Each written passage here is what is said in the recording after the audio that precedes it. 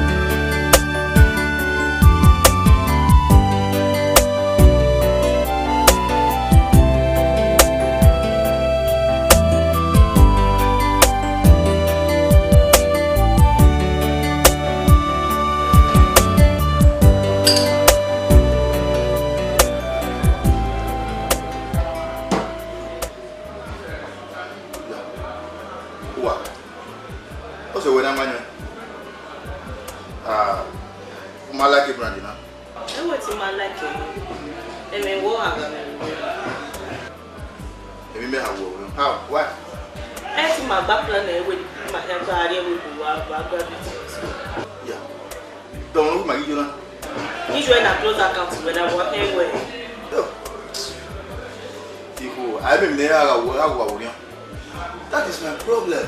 So ni anime. Girl, you want open a curtain. You want to buy your clothes, right? Don't worry. You can die. Any amount of money in the Agualo. Either by hook or by crook or for me then. So ni anime, that is my problem. Is there any cut now? Don't worry. Really? I'm very sure, 100% sure. Huh? Now, smile for me and finish it. Huh? That is okay. Huh? Don't worry. Austria man. Boy, Baba Kubari, Austria. Wow. You go to the Austria. Who was his guy? Yeah.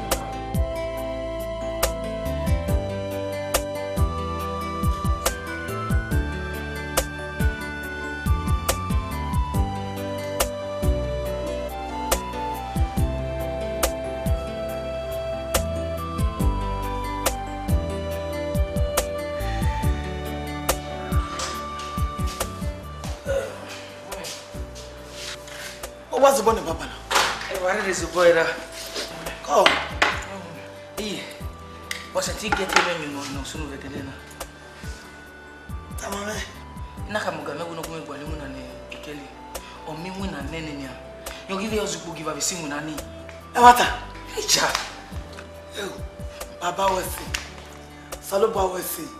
Ha! A baby door of me. TV starting with 1 minute put you to one. Mosa, what will me go? A kilometer bubble of your very well. It says that you have here. Yeah, you want me to put your top. You must talk. And then, when you want to turn on, you will contract or we have a movement. Sagi. I hope where will be increasing position when I see you. Oh, ni brother. Uma menina kama wewe unuvipi wewe na tendele ya hivi so good. Ina ya photo start ina ya hii simu na mena ndio kama ina mundu ya kwa limuna. O mimi na nwene ni ya. Wewe uweze kugiva simu mama. Sagi. Me. Brother, ela je lo pa. Ande mo moto no gbe. O ma no be afi we. O yan be die ba we. Ena be mo wa no tawa no we ana ye. Are you sure? I mean, I mean, I'm never supposed to say.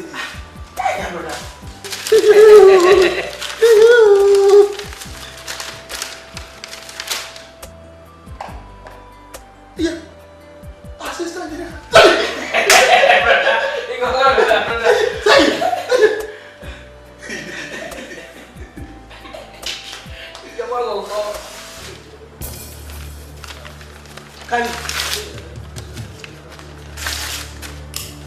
What are you talking about? Huh? You go back to that woman.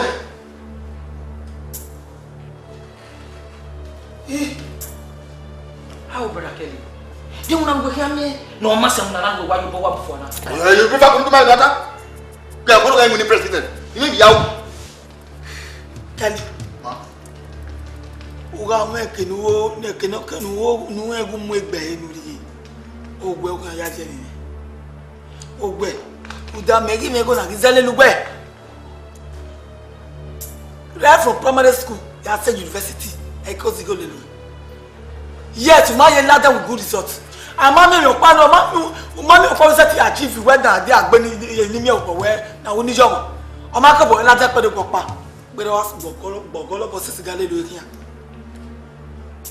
Why me? What to buwe? How get we no ko ke ma buwe? La le du mi ye. Ge kwenta ma wo. E ge ga pade nwe wa lo bi ase landlady. Wa yoro ga tenant. O wa kwenta mo e. O he me da o. O kwenta mo ni. Ota. Sege to ta no se yo e. Ye gbe pon láti me lojo no. Ota. Yasi.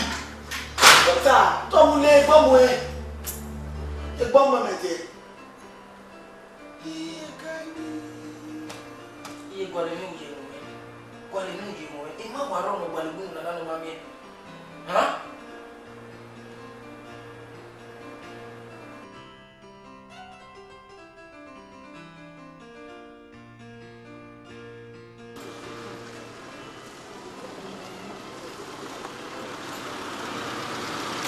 Mama. Abo mi moto kian. Agbo e o. Lari. Oda we dey. E back wa kesin mami e back. Yo.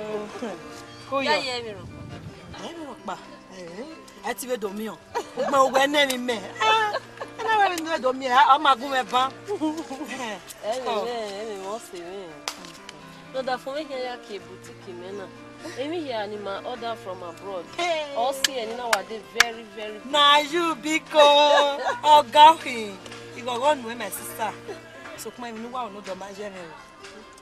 O ma de ko ya wa balo ni. E na we na ti kan so do we. Yeah, Enu. No dem emi wa Lagos the Mission Road. Along Mission Road, wana wa drive, wana ga romance, wana ga kiss him with motor.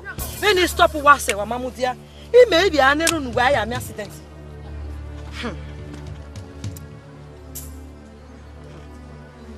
yo me ra yo. No de me ma pa yo wa. Ma pa yo wa. Na pa yo wa re ba yaru le mi ye. Ye be be gbe so me ge ye mi e. Me o. Oni de ma ga we. So pa no ma wa afofo a be no wa je o wa ko we carbon copy na we maybe how we ina we do we no who set me me no fia o already o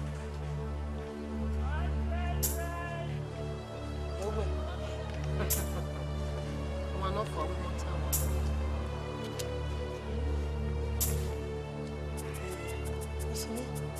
Imagine Ewe. No la no ebui. Eti oni se lonu wa. Igwe sebe wesi the information. Ye me na ya hande. Iye be nu shi enu be ya awe nu be ya agwe hon.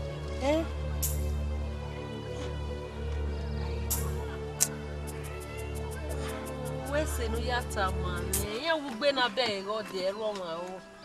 Let talk.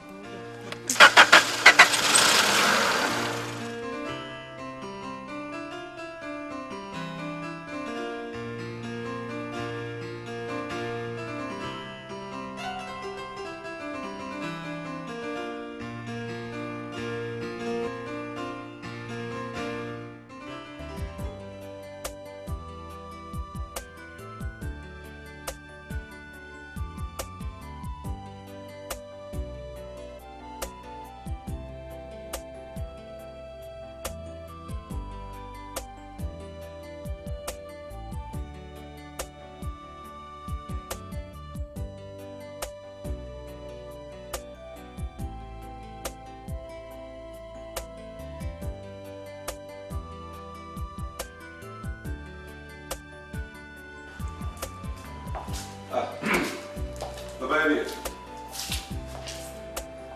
Opera. Wakede la sans. Ori Michael ujonote. Ori Michael ujonote. Usuka no muhiani no we contractor ye.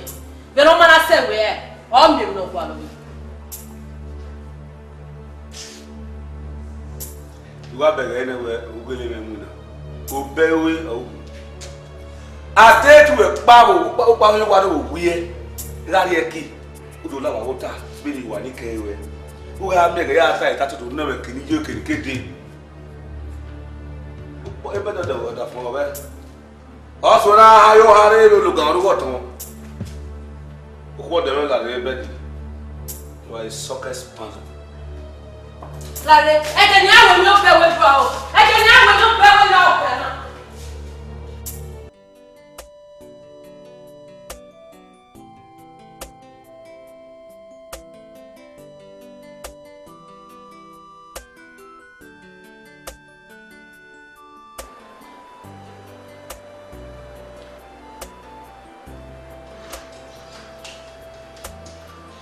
Yes, yes.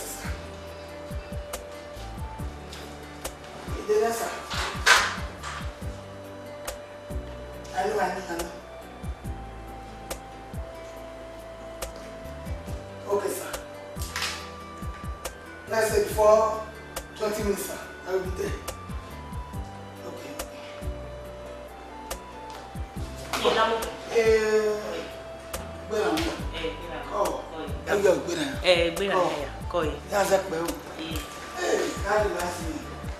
Uba.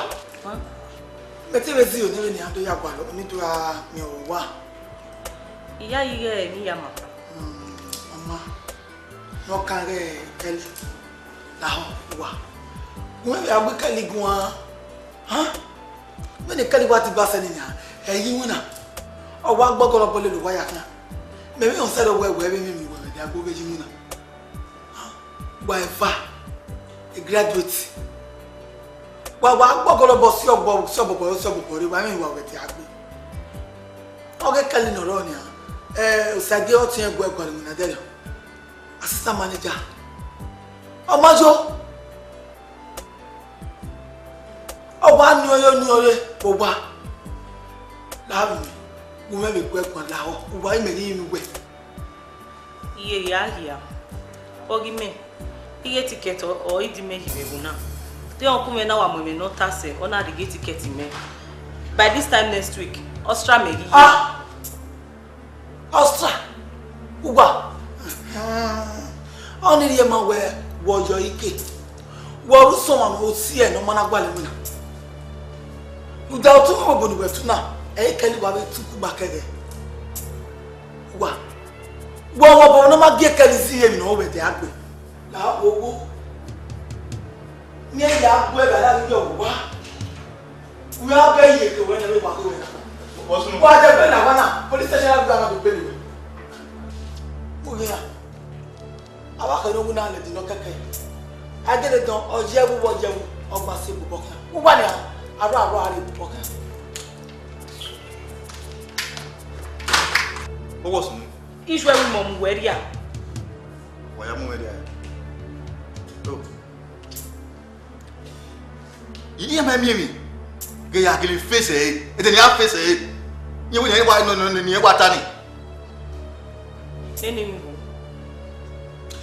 Women, we are able to get passport with any man. Ah, I know what woman. I got you all where so far at the end of the day, we're here. Yeah,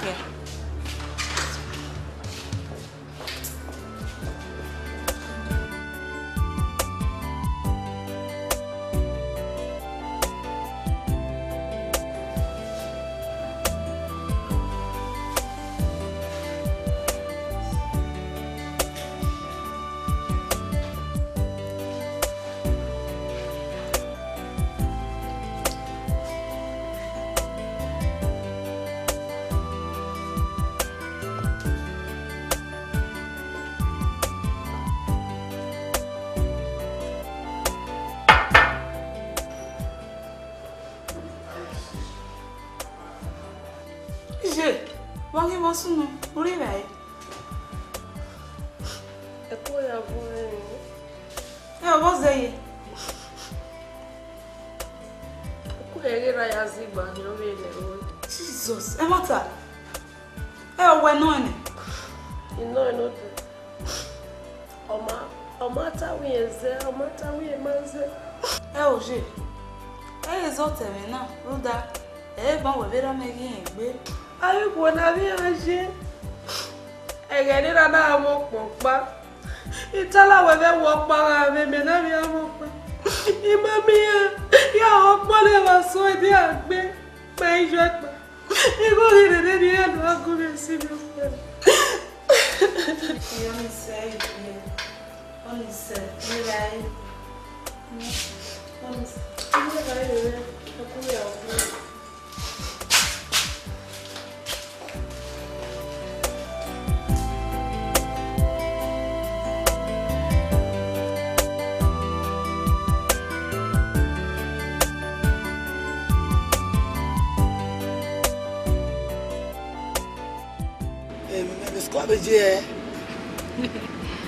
Come school say so come pa no e ko ede na ewe. O se no na go go. Muta, o come am say video we wa do am me ku ba kere we school. So come pa no, ure. Oh my dear, I guess on where my baby. Tiare. Wọ́n go wa me na pa ni wa gbe na yina the local government. E wa sa? Mommy, iye mu no ene a. Ya mai wa mu me sha but ya show me we ya mu me. E wa sa? Àpọ̀mọ́ Salogua la ó ní Agẹlẹ̀mú ní yé rere no ma. Amen o. Mommy o sa give ekeli yan boy. O sa ge no ro ni muna. Ekeli no ro. Ti en we gbe wa wo si yo. Mommy, o pa ni ha ma we. Wa si ro nko. Si ori okoko. Mi iso wa ba ni e. Ito bo me ti ekeli. Igwegwa. Ruda ogatu agbe ema. You understand? So why Siri Oko yat we go mo? That's my babe. Mommy. Almost my baby. Oh. La no ki ho. Mommy, e mo go. Mommy e go ga ho. Yeah. I'm the only sister he has. I will just talk to him. He will hear.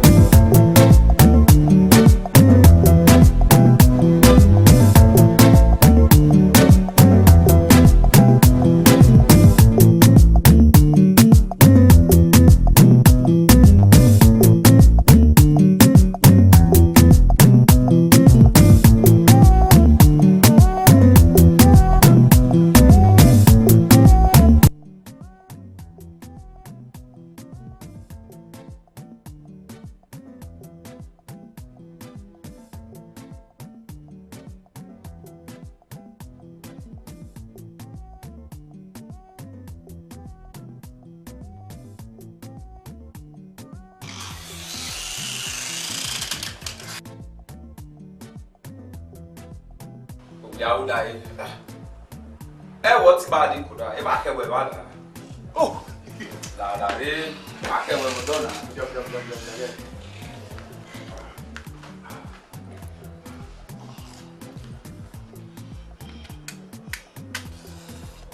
Why catch it from? While I was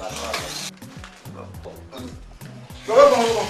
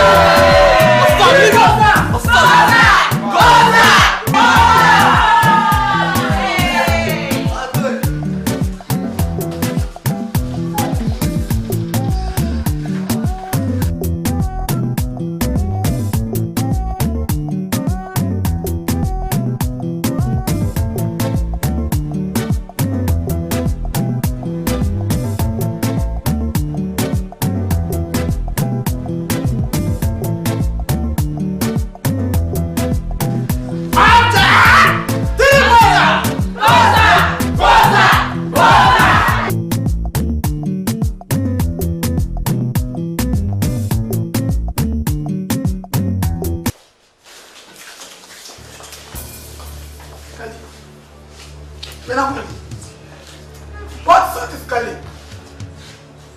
Kali!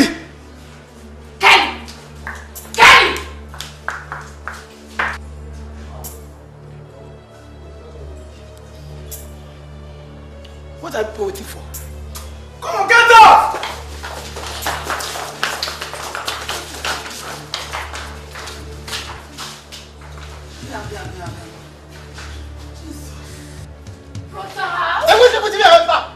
Brother, ma. But we are that go when a brother. Oh, why you why are taking an away party, brother? Get away. What's a cigar, brother? Oh, we are we only your wee maru. Guy, since a plan is you are not winning Buyabuna. Brother. Amy, power only no with that brother. No best cigar, see, brother. Manu, cigar, Manu, brother. Never saver. And when I didn't go away, I'll be with body. What's it making a and when I wouldn't was sitting when I make who we now who make a. If you're only me, we may understand me. Guy, you can't sit in with Abona. Huh?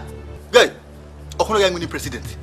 My whole plan is that you travel in area. You can't put anything really I will use it to develop this country. Brother, but you can still make it here. Hey, if you get deceived, boy. Ah, guy. Julius Aga wa footballer no. Iya ni gbe ball ni better insurance. Won ya national dey buy ya ni kai. The same football ya gbe. When it comes to that money, e me go no run ni. Wa compare ya. Guy. Momenta. You go ever dey close. Kun yin e ba we o ge we bo na o za so wa no ti mo so je wo. Na kun yin e. Brother, I'm sorry to disappoint you. Iye time will long be anywhere. You make any anywhere. Or where will not hear. The earlier you get used to it, the better for you. Uda.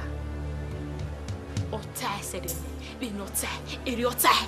So, only a plan whatever. It don't harm me. Now, that time I wear is the egg sene. We don't know who rugmai. Ona win ye we don't know win ye na. Time I wear Kelly, you told me. I will do it in my own crazy way. Brother! Now get out! Brother! Get out! How do you out? Hey, Mahama, where brother?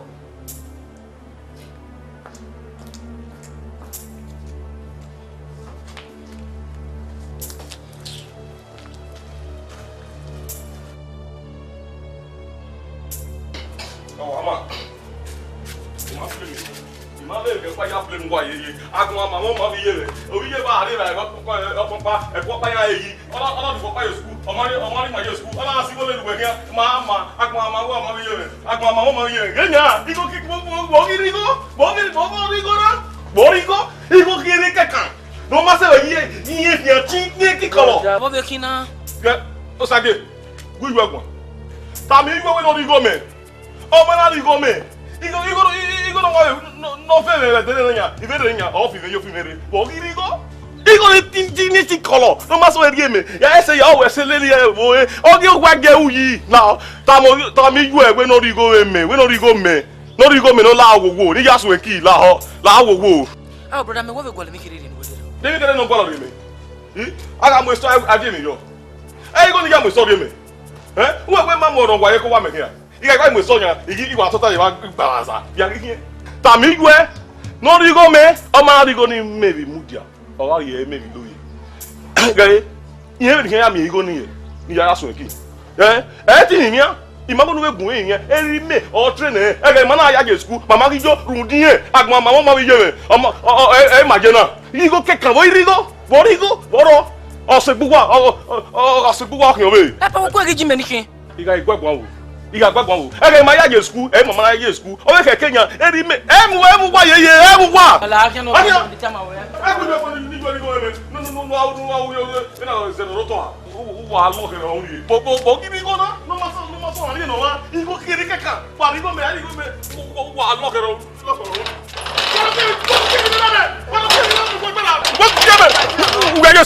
No me jano. Pa mere no agbe ti o do ni. E so ni go no re me aya Hassan we. Be ka we mi go wa na. Emi dono mama. Amu dono mama. Wa lo ke ro hu yi. Wa sun du wa go. E go ro wa. Mama ri go na ma we wa fa wa de mi wa. Ti mi si wo na. De nya mai ri mi no de no ka me wo. Get na wa go re o ka go wa ro de to a go.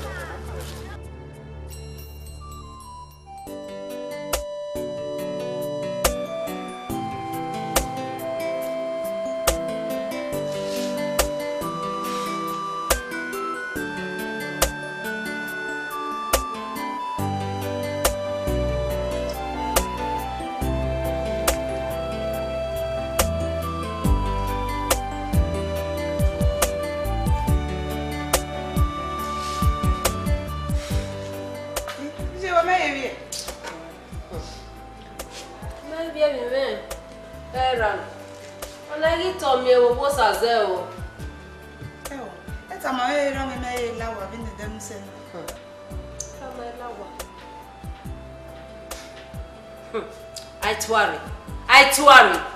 tuari. Hell. So do I. We call it ramen. It's here, mama. There you know. Had the number that we call it. You didn't know why you were there. That's a lovely safe. If you had who go was there. Mo you we me. Are you paying when you go to work? Anta. I'm paying Excuse me. What is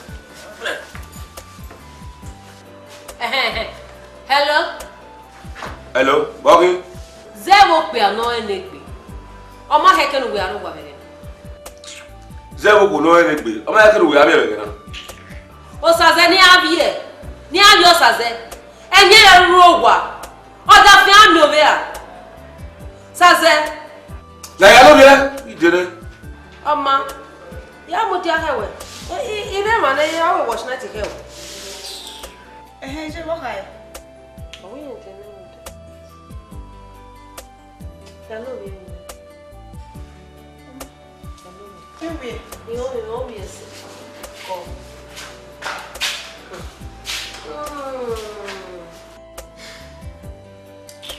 Oh, hakoma. Abi. Kiane. Kiane do ariwa. Uwe. Ukiadwa. Do ariwa. Ukiadwa ariwa. Ha? Bubu agbo wonu nai. Oni die ma wetu we kan simo pa yin wa. Inowe. Lare o. Waya me o. Awon abo. Ge ni tamawe. Oye de ge senne. No ya tamane e kenu mu dia ime. Wa kun ge me soto. Omo mo ye ki be owe. We ya mu go mu mo tawa. Inowe. Ono pa wo. Me seti woni, seti mu go yo hu. Egun tama. We ma re obo ke me o si we no. Awo wa ho ni gba fi we gege. You might blame me where? You might blame me won. Egbe me blame. Onise. Semi ai. Onise. Evi onise. Osene ah. Osevi. Osemo. Dey. Giva. Abi dana ya fa no sununa wosie. Wosie begani. Ujire ge bonare square gani. When you say go ugukwe una gbo sunu nyame una gbo ya nyame una ti owe gwa bona ti owe gwa emi. E na se we na gwo se we gwo. Oni na koyo me. E de na gi boni. We ga ni we mate be yere we me ha be ya mi hin owe bodun. E ba wo me am go yugo. We okpu ya no mo boy. E ihi. Ya temene ti mo se. Already made what you me. Yatia was in me ya. You made what you won't. No way. But I'm walking me in a rowa. Our war.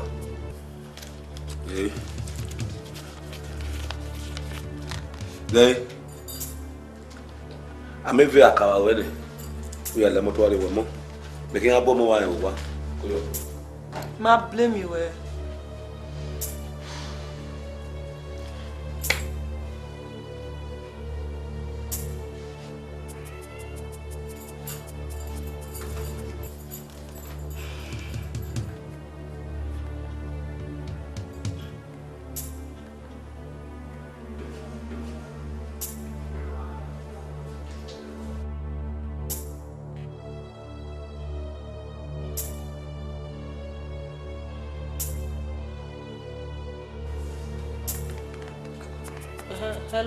Hello.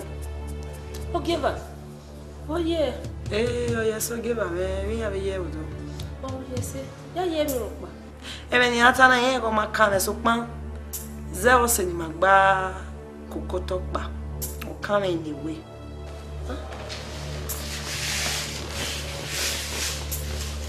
What are you? Yeah, order for where one year. Why? Order for where? Iwada mieux babana qui est kokwa il y a wala dia ve sisi eko guest house il y a wade de gbe munu se gbonu Iye o give her o ya ye matata ma me na e matata ma we wa sure via ya he go da fo ero wa ha iwe ni tama we no make na ran we wa shine your eye. Mama, where is you call it back way in a card.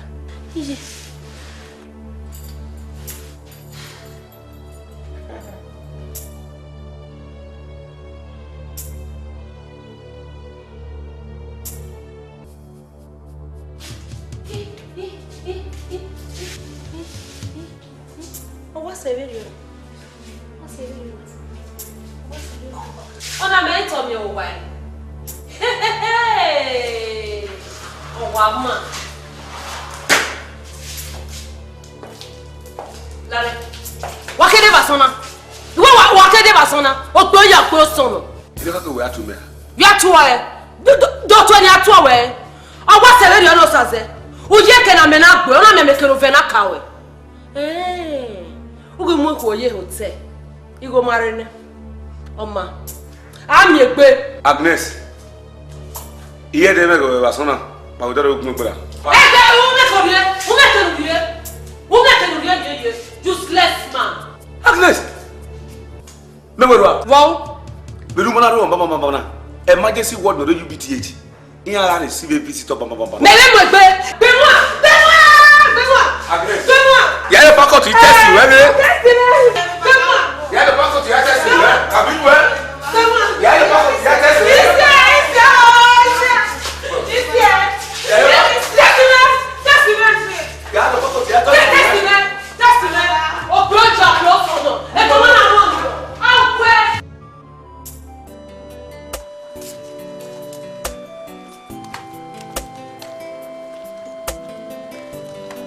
Gate man, come and put this gate.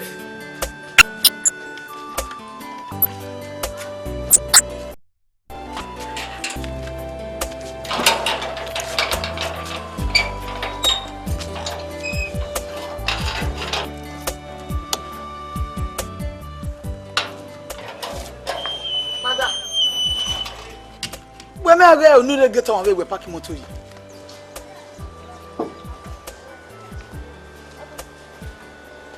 Mrs. Aitwari told me. Dog bought for him 11 years ago.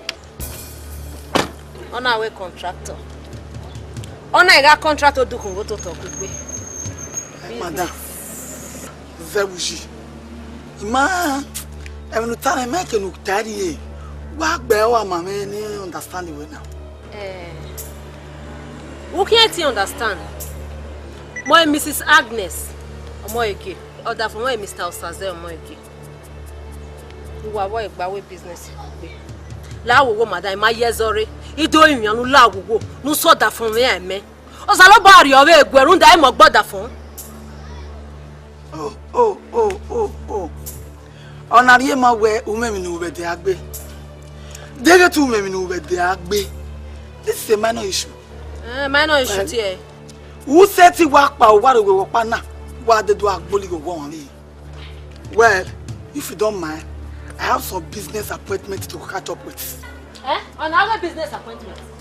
Madam, you went into time away. The woman I saw that from here, me. Ya time away, don't I be me? I don't have one.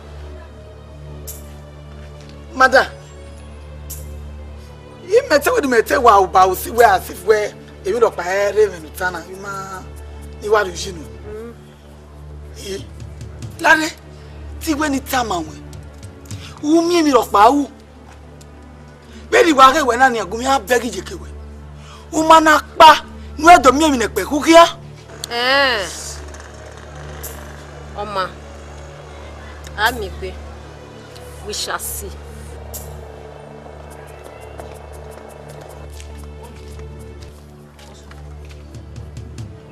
Oh, what's the one do I go when you saw that fear and me? Wonderful. Business partner, man. One now, one Mr. Osaze Omeregi.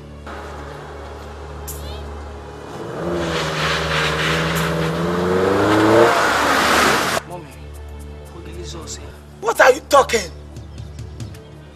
Only normal money.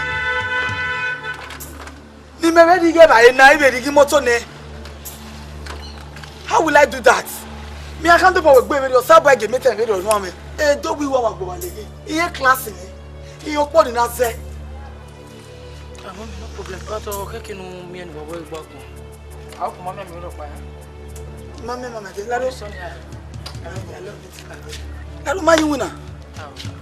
Hey, me off you. Oh. Okay, I love you, mommy. I'll see you later.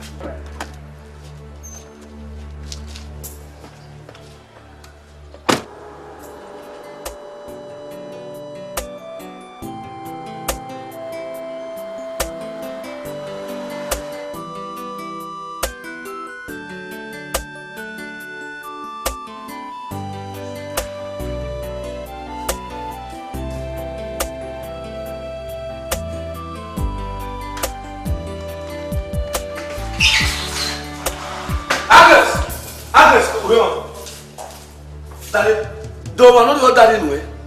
Adio daddy nwe. Una pa yoba no ya ro we Mrs. Ntowe boba. O ha mamwe, o ri ma peko we. Una di ogwera. Ka o na do gbere le. Una ya ro obere. Ah? Walking. Oh, when I was so na me get o do kukian si. Utamae gatwari. When I say where me. Then when I say where I be. Ya ta me wo do na be me. O do na be wo. Who that my bottle, oh? That's my bottle, That's my bottle, You may well know. Don't you under the Agnes? Agnes! Wait a moment. Why, Neru? The governor goes hello, boy. Nuda, no more, no, they are over one. All things that cannot submit a proposal contracting at the office chairman. Office. When I check my office, on a feel economic contracting me. Yeah, where I will repatriate you to your Korean. Then, it delete where life Mary. What have Mrs. Aitwari?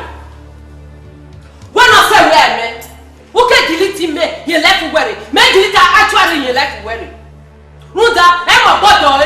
I say where I mean. When I say where I mean, I don't like what. Shall see. We shall see. I'm with it. I don't know what I can make. Mama bottle, Mama Doya. Am I near me? I do I call your cousin here? A boy. Contractor to what to do. I want to go. I call that for me because I got a year. Umama ni ropa. A lucky man or shiny the boy.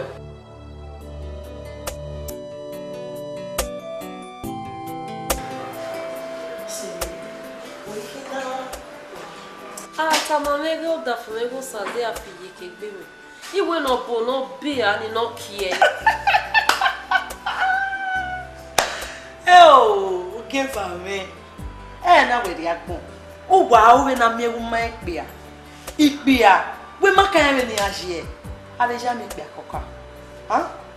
It beer. Oh, he. You are me no for your for. You are me no buying a bar. Mais mia gwe na bije me ye o le no kan o bodo iya yi ga be jo an me egbo on your wa hose wo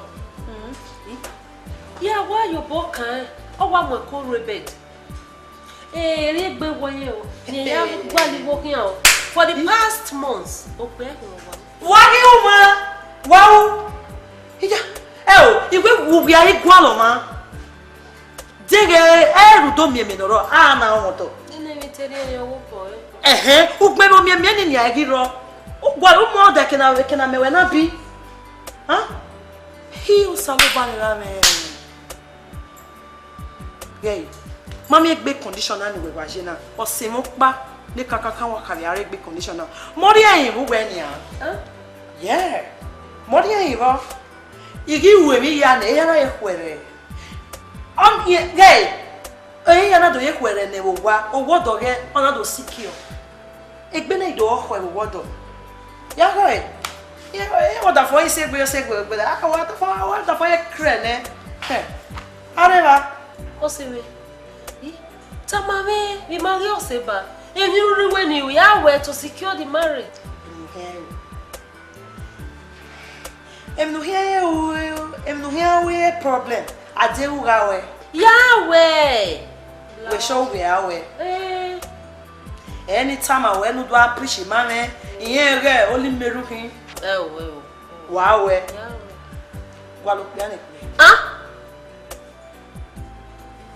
I am a donkey for money. Only me. Ni me do ya banu amakuave. Era ne pe yo bido we here. Ele ko ko mo tefa.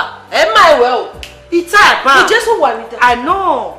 Ita ina we igatama we erukin appreciate. Ele preach that preach for now. Huh? Yeah, ni tamawe. Egeneze, I feel where you are. Eyana we feel where you are. Nigeria wo owo wa afieji. I oda fun we feel where you are. E oda fun we ya feel where you are. O gbugbele kokko million e wo e odo ye ko an wiye. E to ya feel where you are ni. We go feel where you are. Looking le huhu. Ne on deva. Venu tota na tota. Boko we amomo pe a omola wa. Adego moko nu we bie ni e we sha oji we wonya wa ufe opodi ga irede awe na oikre ibae o na yare we wa bo mi bi ari yokori on. You are confused. You don't need to be confused. Vini menare mana ogiva mi mewu. O ma ka get confusing na mo we iwe emi ya ye kwere odo kodia e no do confusing ye worry I will arrange one for you. You can set it one. Already you feel where you are need down set. Wow.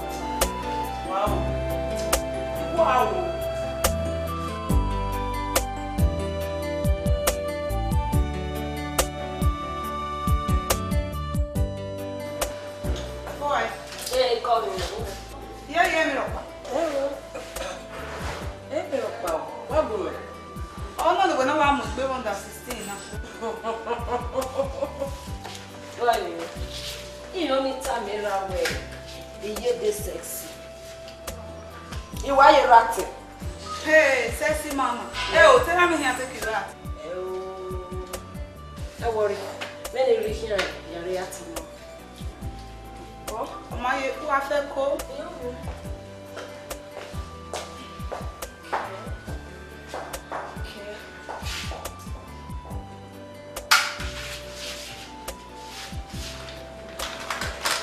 Yes, we go some boy.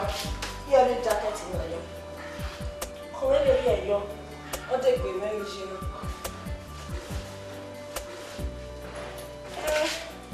Any have a money necklace. You know. For here you're in your.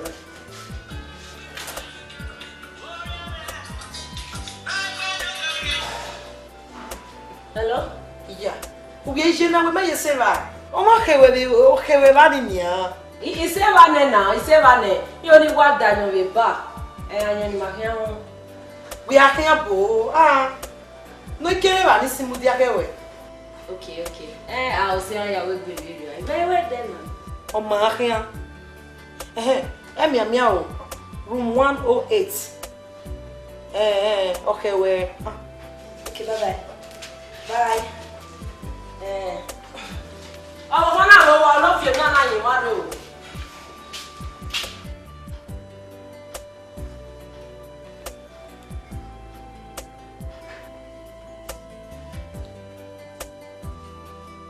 Hello?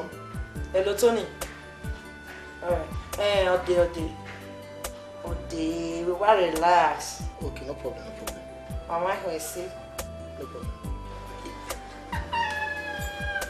Woo!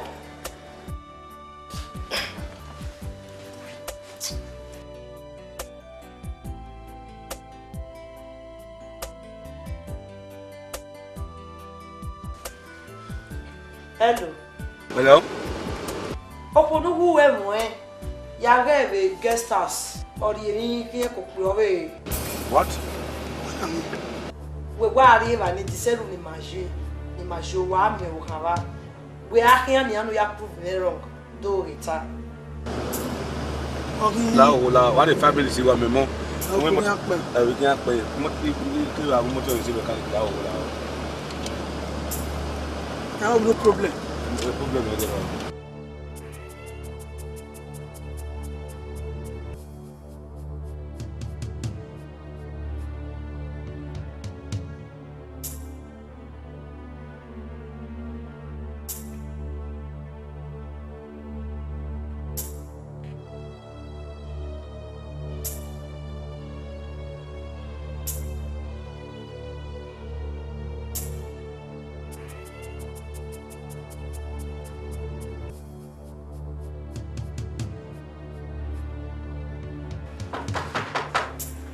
Hello, Annie.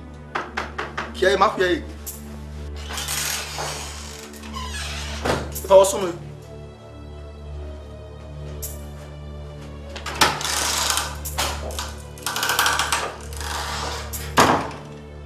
Oh, hi.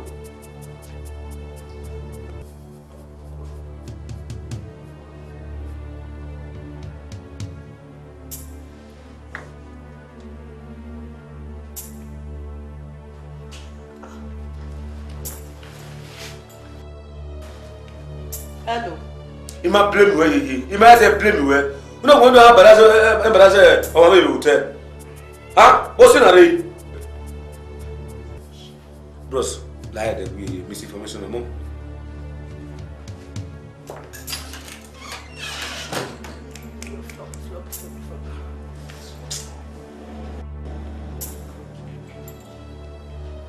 Hello, Sonny. No go marry, no back marry. Anyway, wa vini we wa jemi nu lati wo wa ni re gege na. Okay, mama. Ya bana. All right.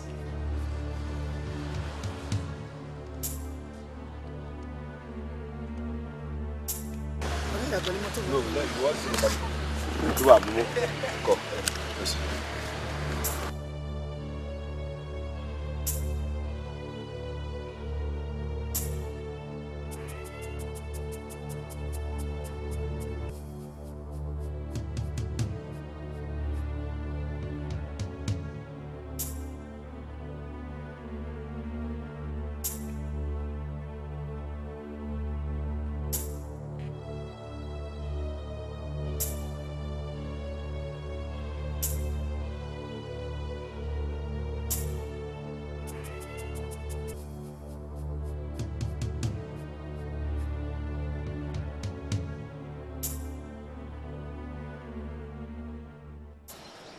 Wabota, inye no rove denena, enahmi, menokiana, oe, saeno ma, abuho. Emani mwina wakari ogbori mana, keri zoe, domi wana boy ke no makeke, na goro. Okari obago tewe mana, the comrade governor, kegi ve himia, inviedo ya fefe, when avio boy yeke, niedo ya dole doanji, sajo, no do aye we butuki, nati London. Uswe mana goro wa, keri avia, inviedo me wabidami, wagare vene aha. We all are in full support of Evinouna. Despite the fact where Agworo Wawa Owani Meevu Amo Ba Diodo Gorewa. Fine. So pa Omari Uve no Hae. No matter about you ki. Edo Yakbita where Owa Agboma Bari Mioma Arabone Wai no Gidiga. Owesi, so far Wesi. I'll tell you no ma. Ọ̀pẹ́dìkẹ́ Gwalugwa ó dáwẹ́ ní àwùrẹ̀ ẹ̀rọ kárí ọba ní àwùrẹ̀ náà dẹ́tí bẹ̀sẹ̀ tí mú ẹ̀rẹ̀ náà ìyàdà píwé ní kẹ́ má tàmú wà ní àwùrẹ̀ ẹ̀yìn àtàmú wà náà mẹ́ ọ̀ẹ́ okuma fi awati me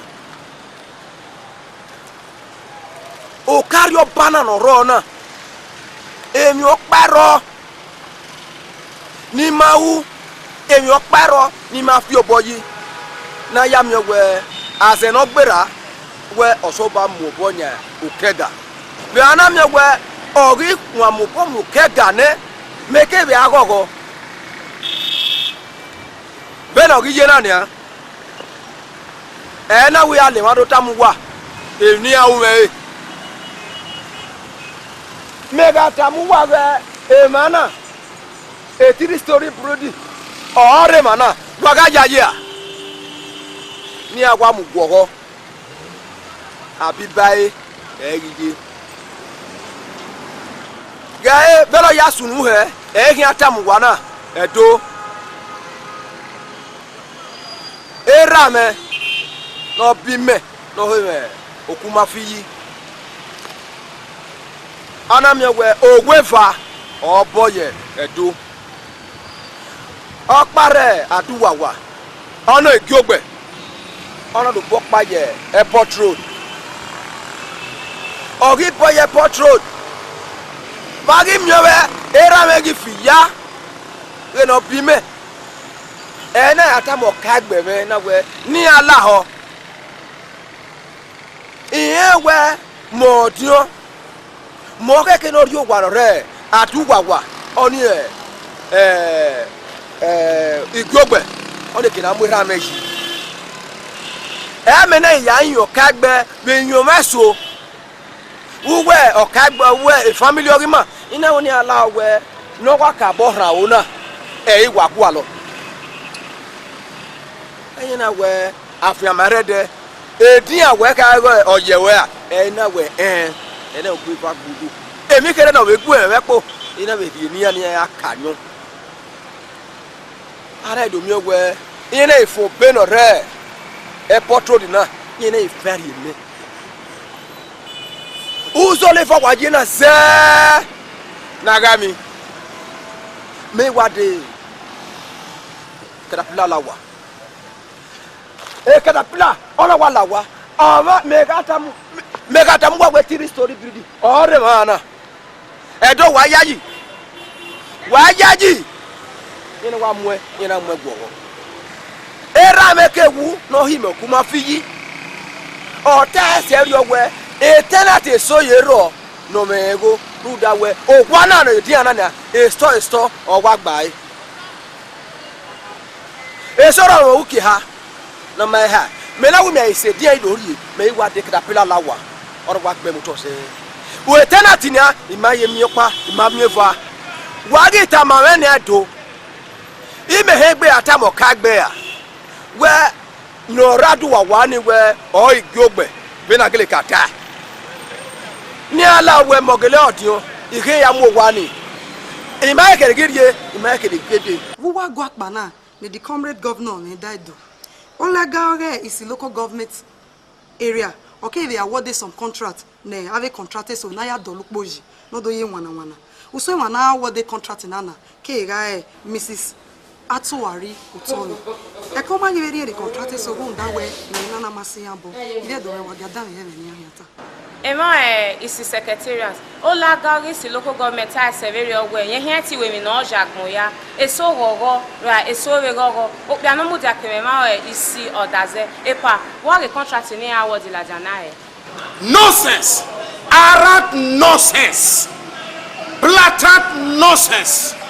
Imagine, here we are a contract in a double pay here. We mana ni winning matter. Menana, Upoya no Maradona, may oswe here. In when I hear no man for Vedona, may always. Gay, Upoya ni so. A complainer here.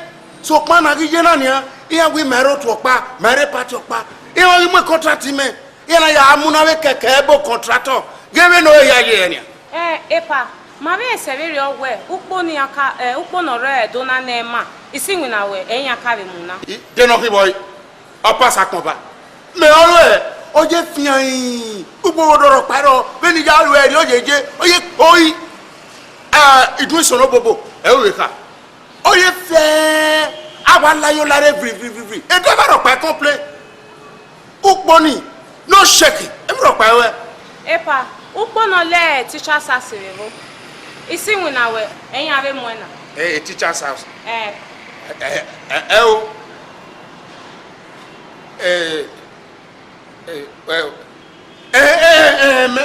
meno why don't you kana epa ukponi motor line ija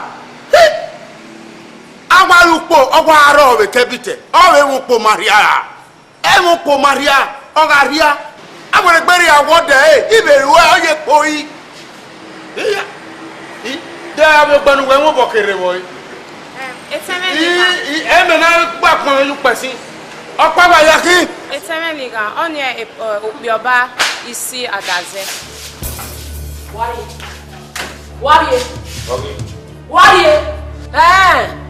Rudu begere yan we contract ne a girlfriend we no wa ba contract to talk gbe.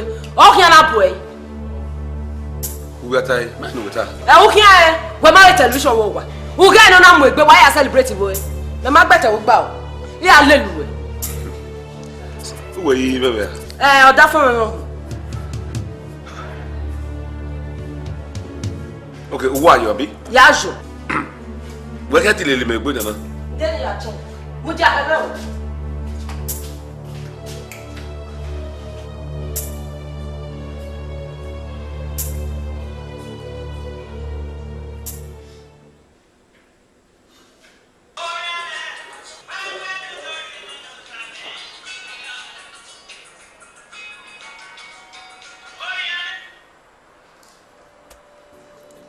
Hello.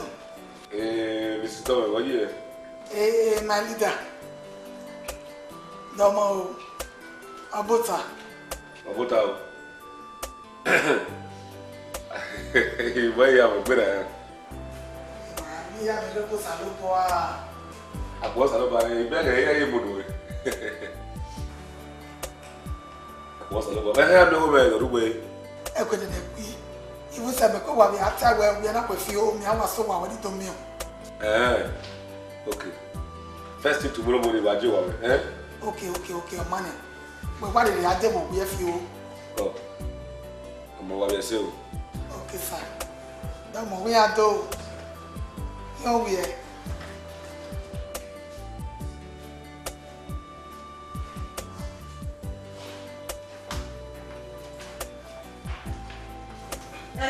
If you're not worried, oh, we're not waiting here fast, Oma. Hell! Oh, we're not back. Oma. Okay, madam, you go to here. What did I get there?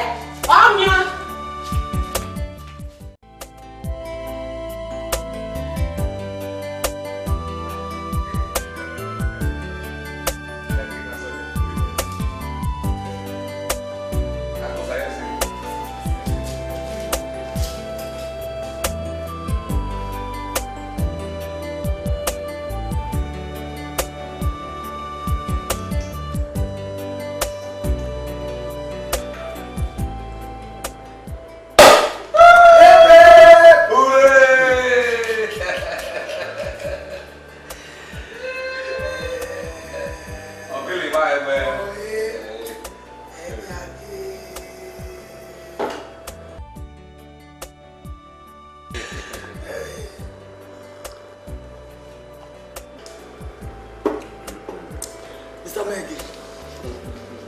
Wese. Yeah, Osawese say. Wese. Osawese. Oi. Igwa kaka bogo go. Wa body contract na me note. Wa se kome kudo re ga no. Ma pa won din Mr. Megi. Iye ri mu no bo we na no. Iye we wa we a local government chairman we. Ose wa. Ose we kaka kan wa no. Egbo kan. Ma ke wa pupa. Imi o paro ni ano na ume. Tai ife mu bo ni kwa. O ke wa ire, o ke na tu.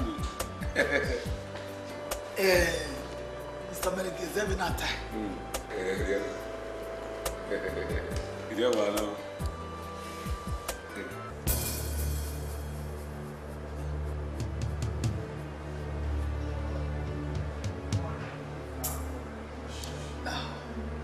$2 million. Biaya. Biaya there. Any papa. Huh? 2 million. Oh, 50% or 50 million.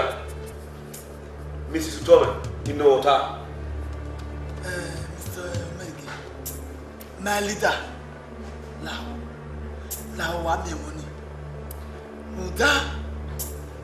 Ima ho ni do we mi pa no mo be ya yi. Eni me titi ya na be no ma.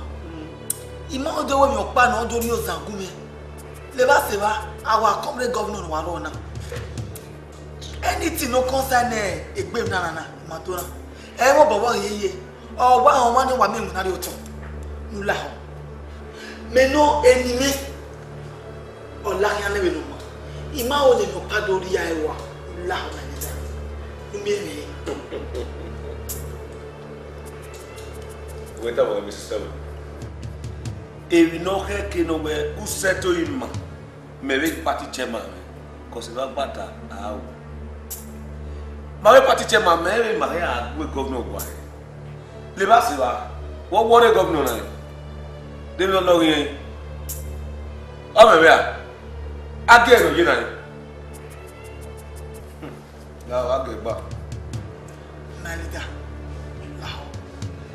Egbe nwe to ata na ngbe ba oni mewu na. Egbe na lu so no adu so mi no se ene ma bu na me na de na. A government award the contract in the meso. Here wini mu na ni na bege no lati abo. Iko no ya ka wa gbe lai ne. O pe mu na do kin abandon project. Enough of that, Mrs. Utome. Gweta mawe, iri bede vanu. There you go, man. Bede van. You have to check in that with you. Bede yo. Iya kama wewe. O wakalo kuwe manya e. Iya kama we sell we ma. O nya ina. Okunya ozekwe. Mr. Mege. Mr. Mege. Mama. Asunu. Eze yo e. Go ye griti man mana. We percentage ni dey ni we go ma say ona do ayo re parliament na. Oni be say no we have no kan ya.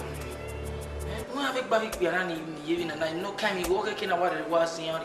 Because if no kan mi go ni here we no we. Awo pe na tu agbe. O ba mi go we o no we jo igbe. No we na invoice we one. Now we together. Now we go soon. Drop my dear. Take it easy. You want to do that? Mr. Melike, you want to let you go ahead na. You want to get feel baby. Okay. I will see what you can do. I have a master too.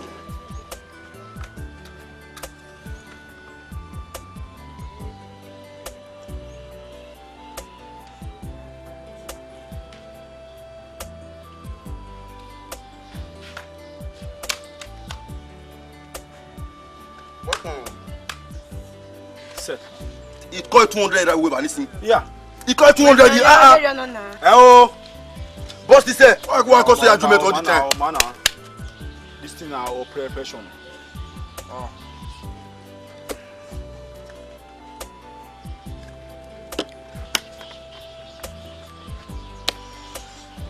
Yes, Baba. President for real. President, Baba. Baba, anything for your boys. Baba. Emi ro ba dero for now. Igbeyawo aga. Ro ba dero. Later. Oh, did you make for you, Baba? Later. Ah, hey, Baba. Later. Gbologo. Baba. Rakede. The president make what deal. Ni asu we wodo. Anything. We ro ba dero. Big two. I beg you. Eh, Baba, we Rigba. My president. I don't know for you. Baba. Oyo. Yeah, come on, we boy, man. Come on, see ya. Wait till you dey shout. You want beg, you dey shout. Now you dey shout, abi? Ogure kill you. I talk to you. You go egwa. Wait, the president. One man feel what I do and egbe kan. Only say. Mama get to river. Mama get to. President ti o eh.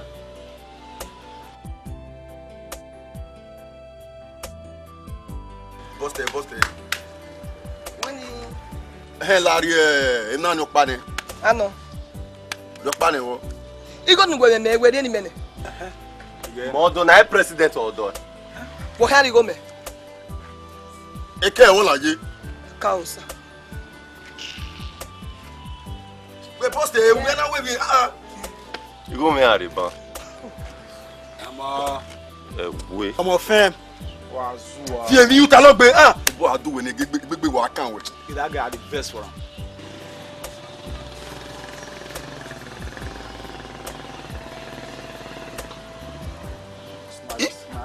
Oh, where to?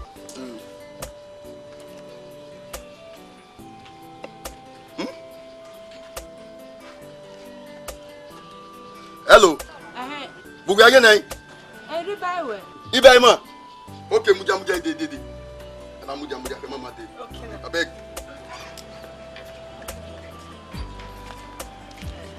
Ogati. Thank you.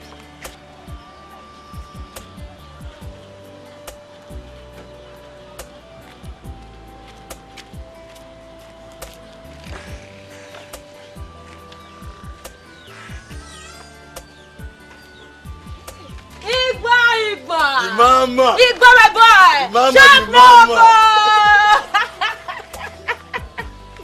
You know any guy tama we no koni. Me picture ina na. Egbe no zo Igba baba trust me keke. We, una we. Ya one do read the balance. Oh Allah. So Believe you well. So I completed the job in there. Una we clean job in there. I'll pay you your balance. No shaking.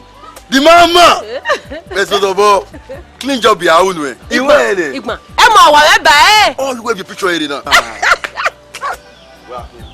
Where's where's you?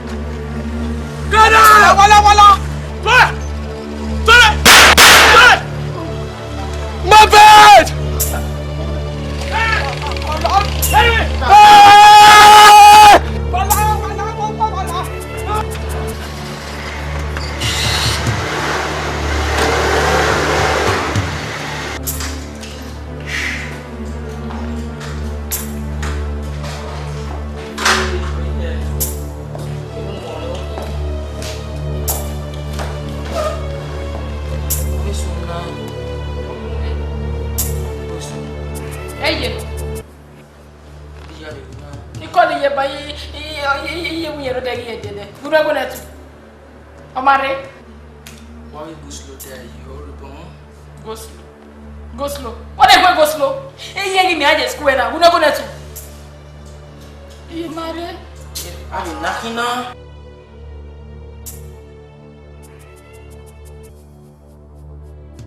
Yeah, this could put it done. You are the custodian of my kidnapping. Where? Ijime. Wa onu ye mi yu Ma kama o no keke no ha wa ze pepa. Oh, when you blow the trumpet to it, run a mat, we are coming police. But do not you me you onu ye mi If no keke ma kama wa ze pe. You understand? Hello? Hello?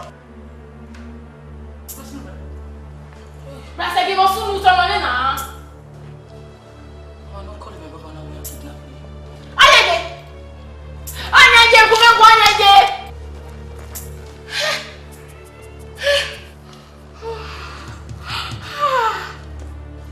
Rakeli!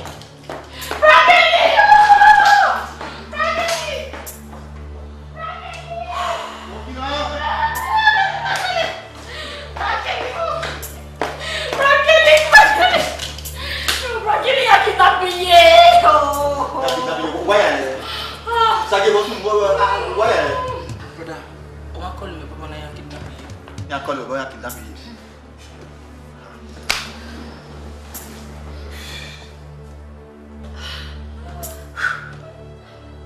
Rakeli! Where go? Yeah. Are you baba no where? Oh brother, only men we are tired of kidnapping you well. Yeah. Who want me to wa? Beg. Even in my one is that me are making a call back. Me at time man go ni agwa lot. You give the money we can just pay easily so that I dey aje anyway. I be more ke na money. Ya gbe yere yo bo. Hello? Laria command here. La number 2, Utome Lane. La mi wasunu baba na I want the one now. Where's it? If you need police. Where is your email?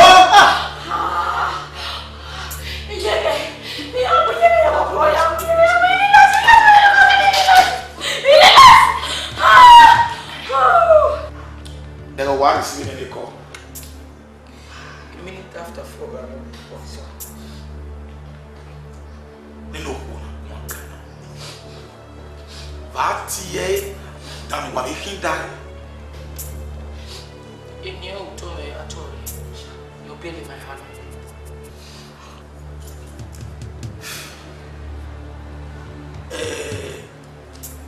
Wa yiri de ho wan ro. No nyama yuwa. We ba no kan igbo oto akirikiri. Officer. You know. What? Who are you? Go away. Officer. Why is it your head? Why is it your head? Why did I say officer? You want my baby. I'm not going to do it. Oh, we need to know we are able. And he had better yamu. He had better. I didn't know what you. Mommy, you are here. Mommy, you are here.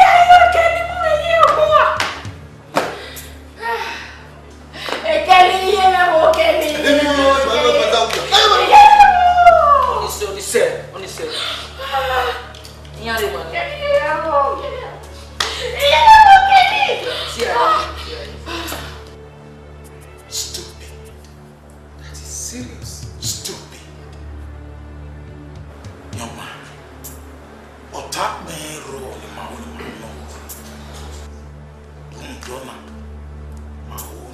station. What station? I did it. Then I have a Kelly with that. Oh, wait.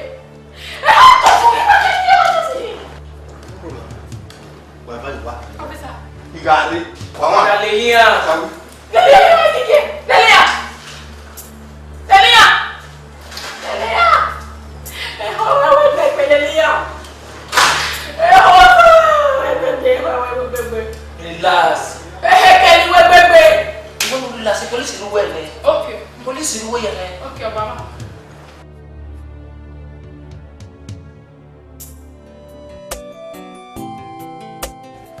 igbe mari jana ba wo me wo e jare to amwire no ya sanima o ya mu fi bank ha igbe wa wo me tin ani mana in ro mana nwuna mana suffer we are the sufferment of the work can you see ama bisugi go nene inye no si mabowe dene na na hi ikpata vizilia ke ya gbahe okwo bare Mrs. Atuari utomi working with na day ya ke yi mwekpa ugmere ogbebi yen mari se ogolakpa uhun ta olakpa ke yi bo ya fefefe we ara yen ke no okwo bare Mrs. Atuari utomi ze na do ha mi ara e mani be mwe we ore nya severi o we izo eno kwaro no ma no re kene ozi no be do tame ovolakpa awese Edo asanima iyo ibiega ebuwa wa be ga ni ma o poli ma bio atatubo wa suffer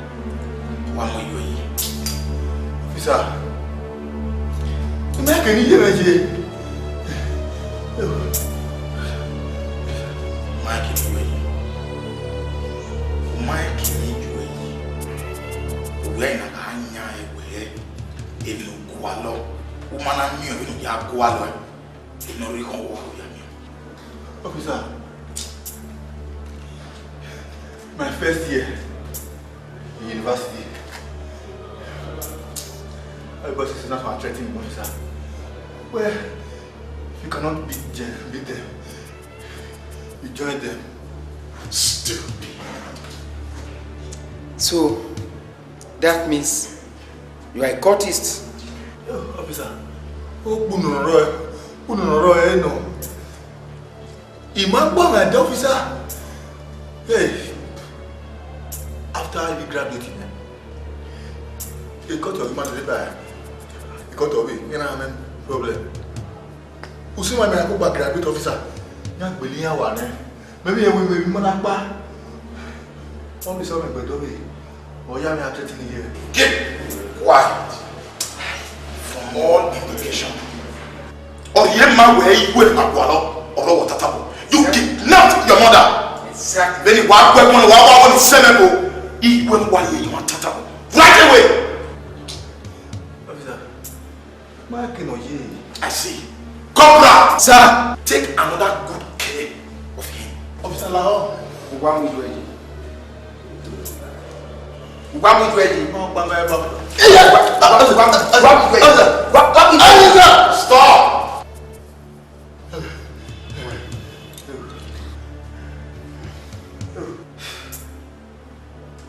I hate to see this shit. What is it? Get up! Let's get it! Yep.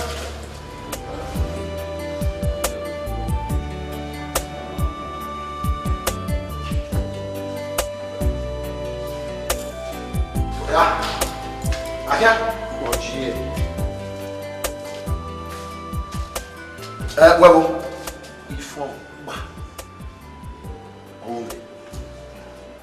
exactly.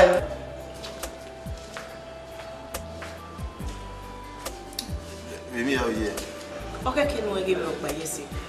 If it's a well at the end, Tunde Romo when you go, and where they man, can I mean me go? Tunde were near worry. Really, he had me get who are you? Everything is of course, when I worry. Okay, can we and I don't know, Mama said we move, but can we a suspect get here? He ain't kidnap. Maybe the reason I go kidnap or maybe yeah, demand the ransom area, demanding in a pain at least within 1 week. Yeah, at least. Yeah, you will need time away. Uncle and women not asking me. Me dedicating me. Ahwe, your strap. When my will take my plan in my back.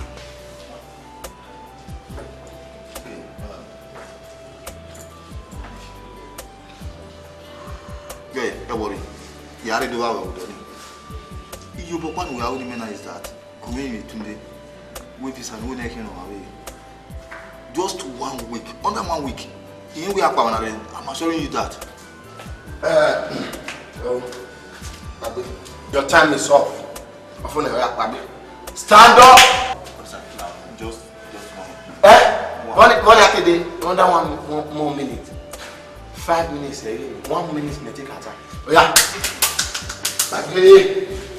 Move. Another offense. Okay, Oma, move.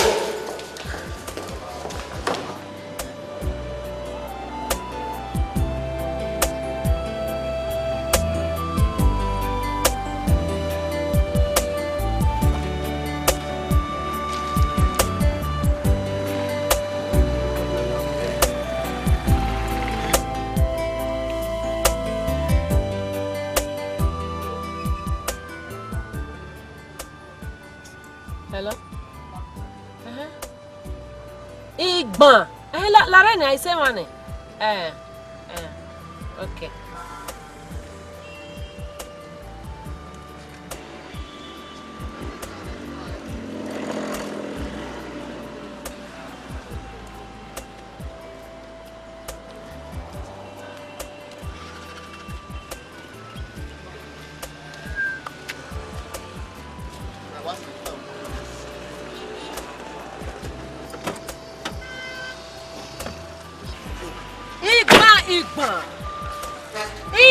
Igba. That is my boy. Job loco. Yeah, who am I? Anyway, I'm not wawa oni. Very clean job.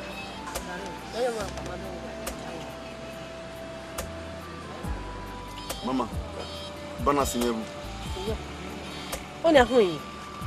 Wa rogwa ina mu na biwa. Kedu wa kidnap na ni. E tell him bigore. Wa ime mo saveri ona.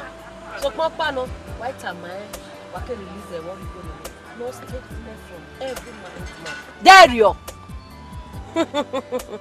Me no gualo. Madam, il y a 2 days in nous. Nous y retourné bana signé gume. Where you? Et non que qui est. Ou rien like eh. Emi ro pa lare. Muda, ni me mu na nugwa na. O won e pay me. O wa heke no rigo. Hi. Jehovah. Okay, I'm here visitor no my expert. Bakara wena. So do I 2 days, I didn't know. You return banasi. Oh, pay why they share me gume? E ba ke me television no ma clear. Nonsense.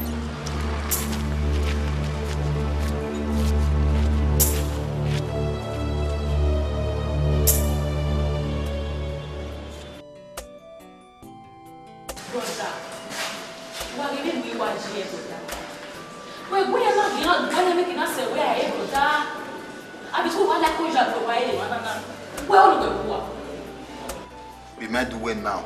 Mogele wa kidnap ye. You won't buy no believe me. He ma pe ma eva.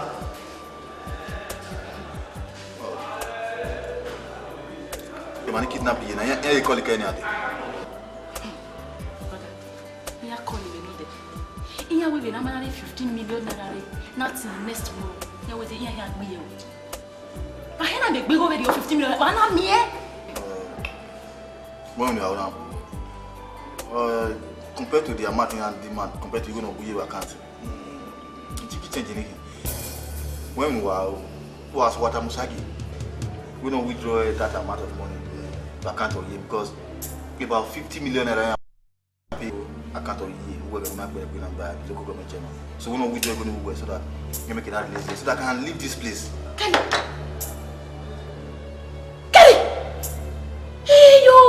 Kelly, what is it? Kelly, you got to do it. You did 50 million naira contract in Yamundi, Kelly. Oh, we kidnap her back, Kelly.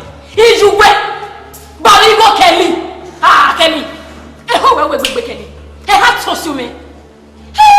Oh, wait, you better know. Area de l'État, we no waya bio modern. Oh, why you got Kelly? Kelly, eh, no bien moi. Kelly, eh, no bien moi. Hey, Kelly. Wona onye wa tosi no nyina Onye wa tosi no nyina. Wa gujo. Uwa bujo. Uwe de meke nurie. Tu awa agile o. Uwa ariyo jama. Uwe. Officer! Officer! Yes. Kelly. What's the right? Officer wale. Wawa agbe ti your confess. Wawa agbe. Kaso ke baba wawa agbe. Du uguno. Wagbe wa. Kelly, diji. Uwe. Ha! Swear! Oya, move. Bebe, tutawa. Oya. Move. You boy, you want to I can't move I say go. Sure, sir. Yeah, yeah. Yeah, no complaint, sir. I'll tell you 70 times, they go. In a yapa. Maybe you know a police force. You know, only a then it may go to West. A punishment in my healing. The man born with your name confess. Oh, money, huh? You only have you know, but I want you to take your mind back. You can always see. They walk my way, no yama, without one of Officer, what thing you want? Or you are threatening here a video? See, that's it. Woman, okay. Then take me there. My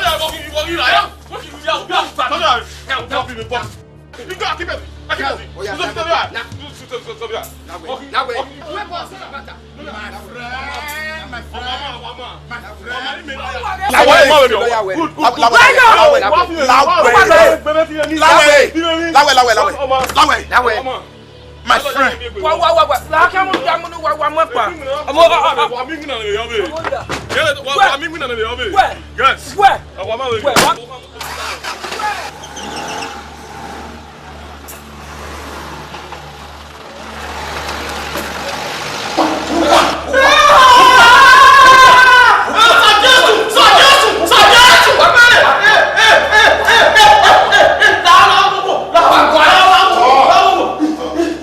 Shosa.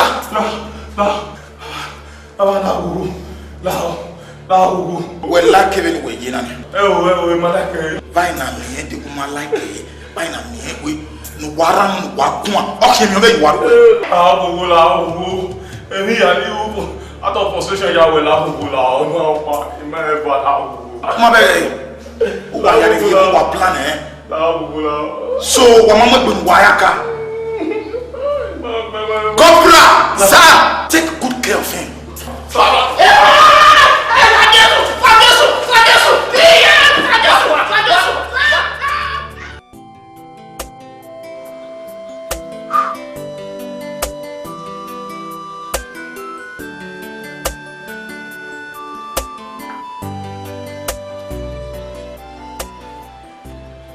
Hello?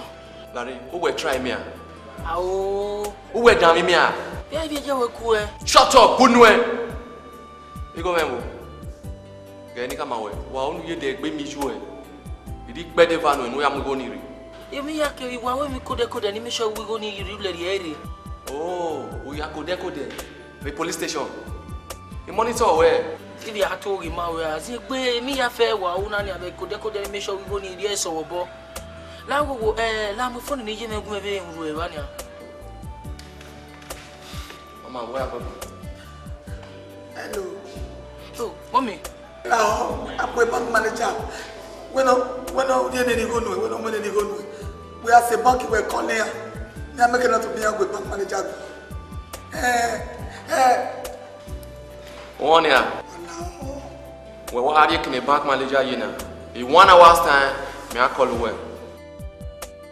La wo work where they want to walk here and yammy. God, I beg. A war? Set ya. I'm already live. You are Salubwa. Avec you na but you so police. Hello. Sergeant Telegwe. You have a job in the Babana. You want the office when you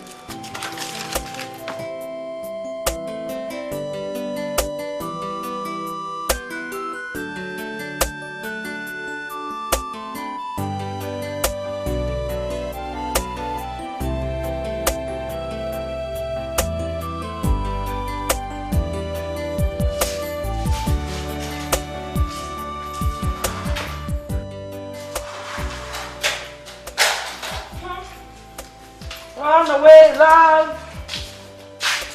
What was it? One time. Go on, do away. Money for me call here and away, okay. I get them away.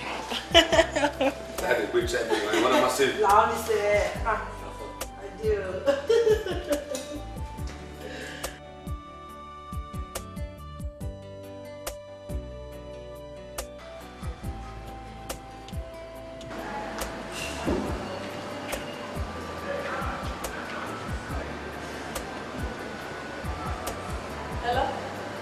Hello, madam. Oye na mi egbe to try me.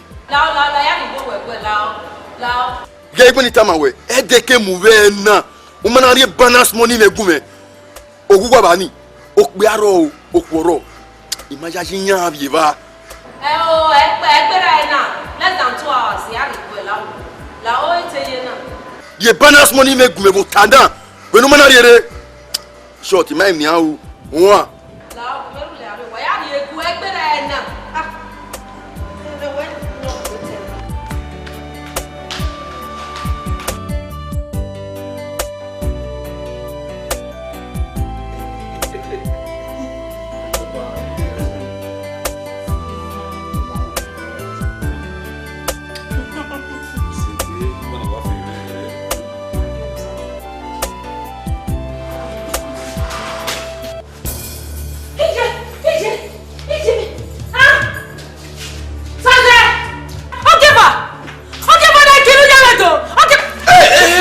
Don't embarrass me.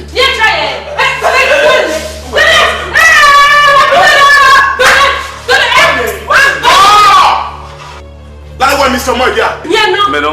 Oh, how are you? Hey. Anyone in my matter? Come on, we never want. It's under arrest. Ah, Boggy, for what? Uga say station, Uga. Move!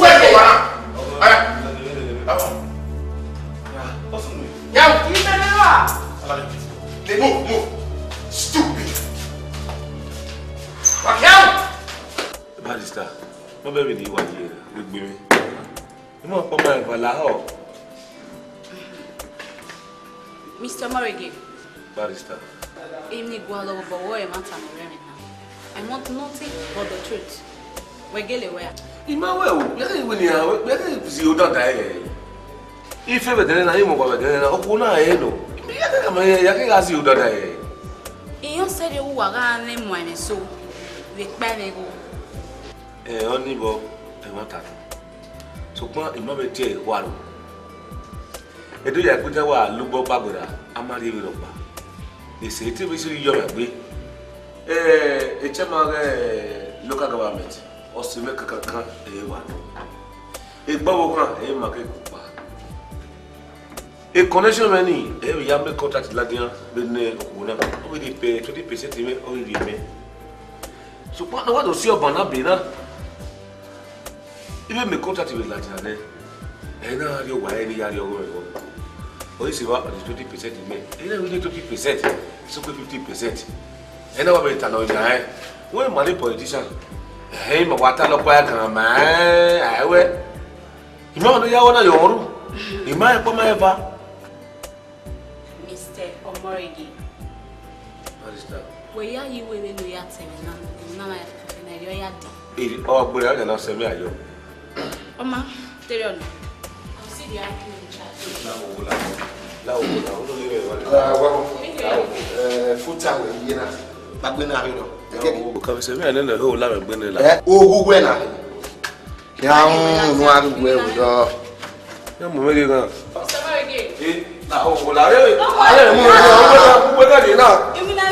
I'll take care of that.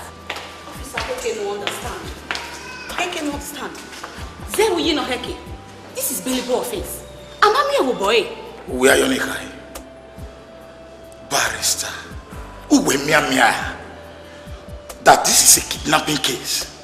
Oh, not one canania. They go who? They go ragno. No one knows. I dare to wear mia. Is a suspect. There is no evidence. There's evidence in your way.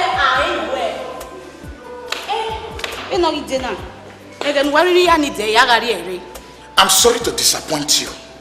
Mary Lise anyone. I'm out to Ari Banuriade and anybody know can case in ane. Mele release here until him your ane. Officer, how dare you talk to me like that? How dare you? You will hear from me. I will bring down a barrister. Idiot! Oh no, officer want to appear as a lawyer. Stupid. Madam. One me affair no one. The case in no kind of said Mrs. Atuari Utoe. Hey, madam. Now who? Hey, man, I go marry. How would I go? To save me who I said, for go and nana in my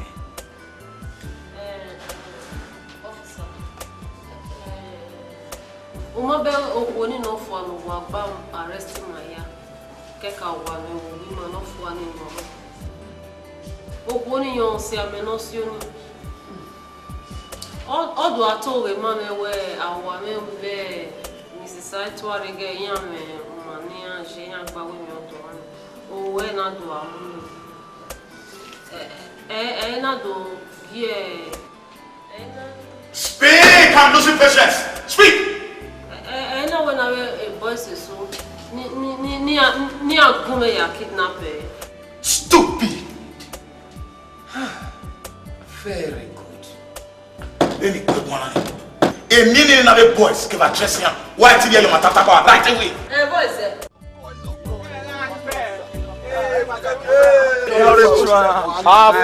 What's up? Okay, back my kid,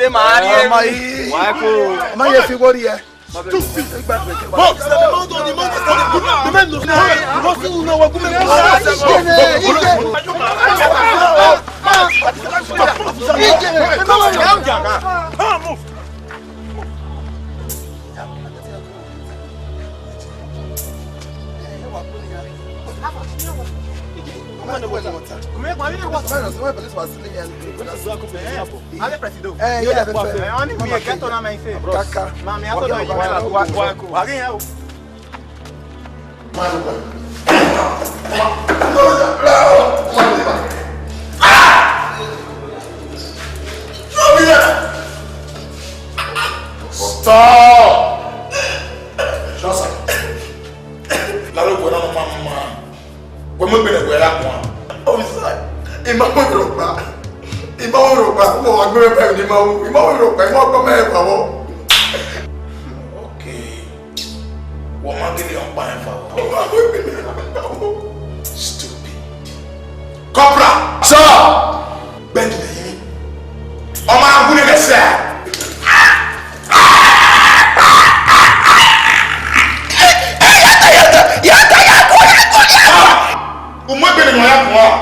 Officer, I'm not okay. The woman, I'm going to put the business, the man kidnapped one Mrs. Uwadiae.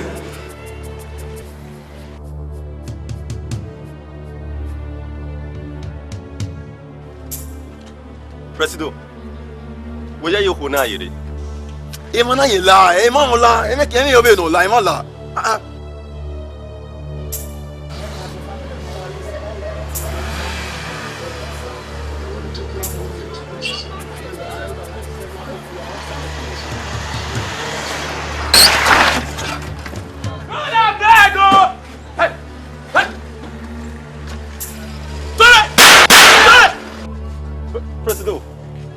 Presido, ene no kunya muni. You know, I don't want to double cross him. He open fucking me up. Me igban.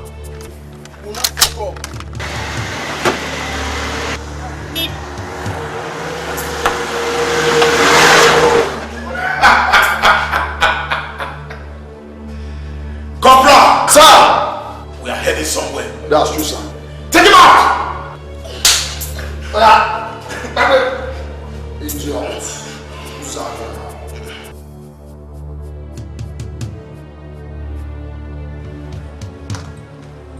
Hello? Maybe you have something. Hey, money ni go na go na. Alright. Adi 2x2 Joshua. Wasewani. Yeah, 2x2 Joshua. Wasewa ya kama wewe no. Oh, wewe tu be police in the bush out. Understand? By so doing, my brother, you will for life. You will be immune.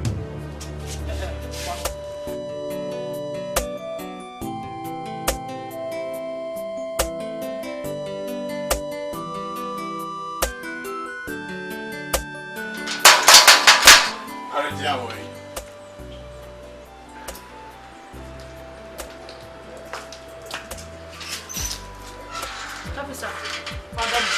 Koyo. Vosunoi. You might understand. What do you mean? What minus noi? Otun will go sagi.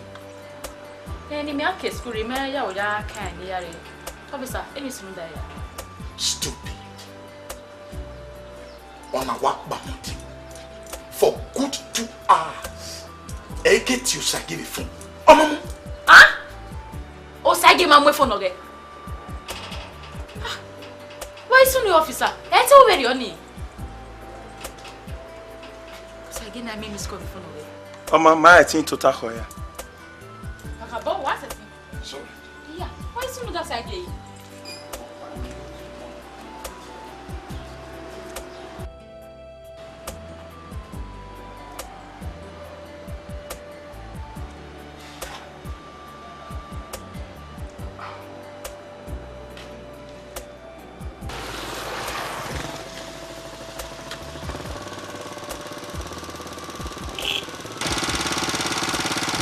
Eso. Koyo.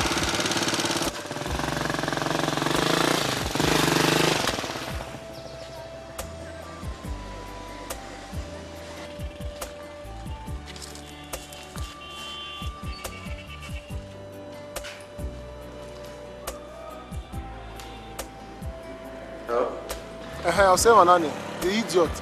When you go in there. Okay, I'll say Okay. All right. Yana ibe jina. Ha? Oluwo agbese kapon.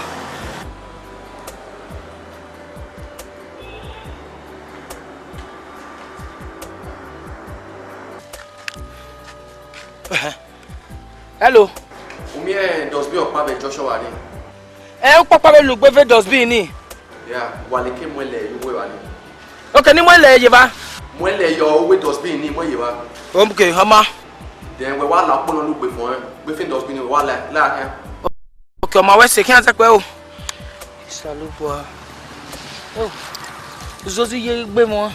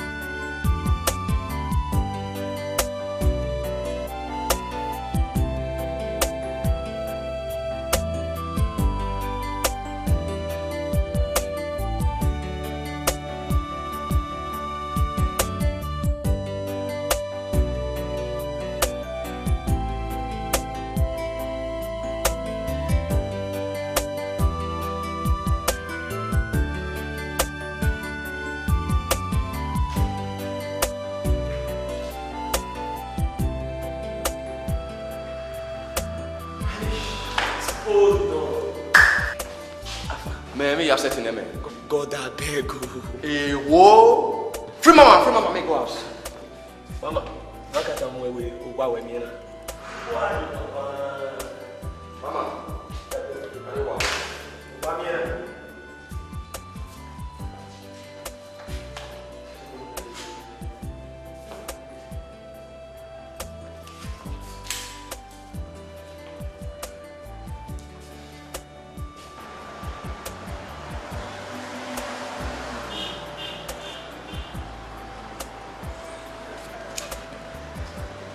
On time, mama. Right, we are the one. Mama, we are the one.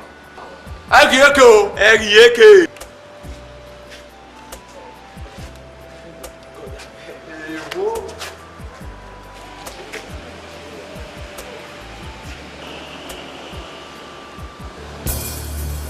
What?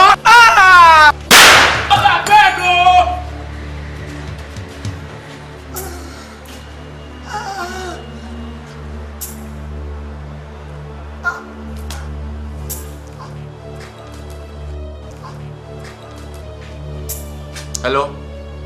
When la re uga ye unai. Abe la ro ki awona mi na pa imanare. Ah.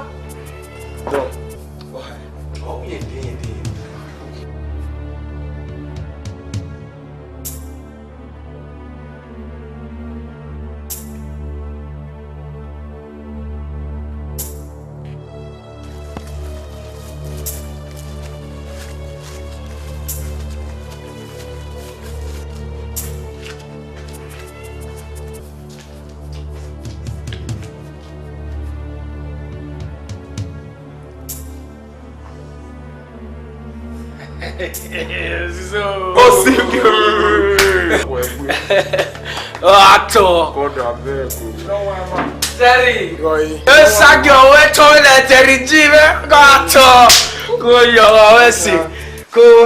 what's up, nigga? Hey, support the door. Go. What was it? I no woman. He's setting me making a room. Papa Makinia. Yeah, you are dropping you can now. They are you.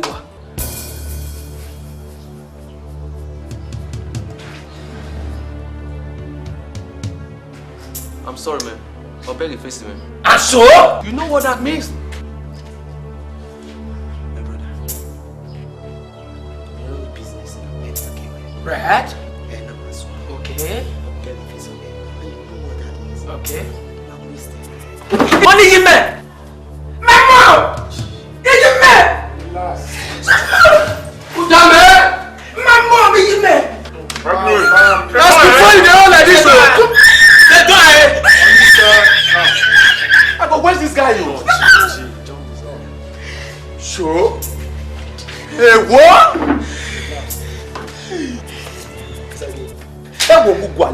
Look at the money. Get you go. Super banana you mess up. Wow, that big. I don't want to do it. In a place. Don't. About. Oh, yeah.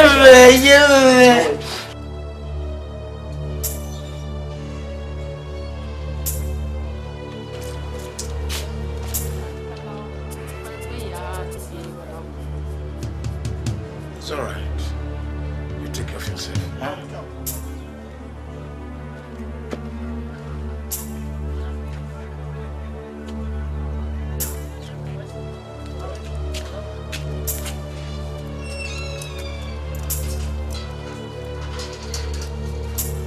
Hello. Sergeant IBALEGBE here. Menu. Mon car be call there. Oh. Ina kama wewe abe boss ngi ya se muruko viduma wa. Me ni wa go egwan ni. Iya wa se muruko ni. Iya gbe na. Iya IBALEGBE ade ku mare rere. Iya wa gbe oyin mi wa hade ba. La the address la would be in ma. Address. Yeah. It's all right. We'll see. Most obliged.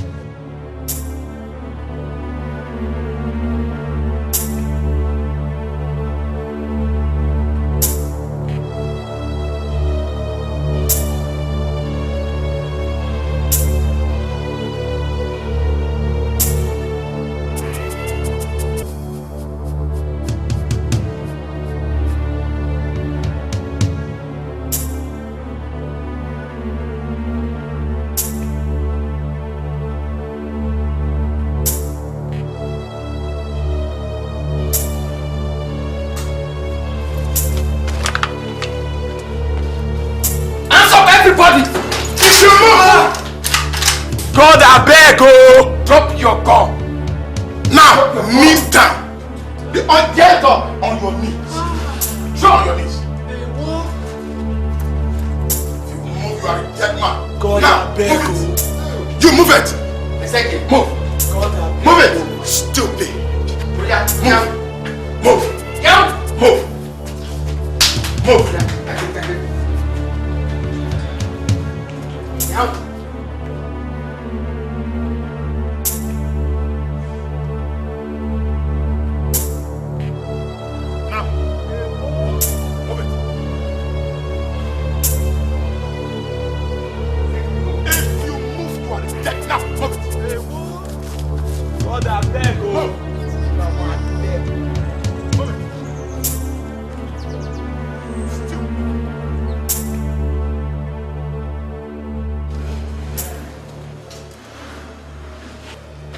Usadie.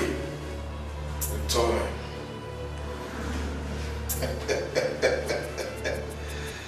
My better the most decent boy near many kill in the police. We are a white gang of poisoning. I don't know you know why I say Emina. Funda, I will interrogate every person again. Me and the man one. Tell us nothing but the truth. Uwatoge, why I say fire. Liga, okay, I want you. Go back home. Officer. Yes,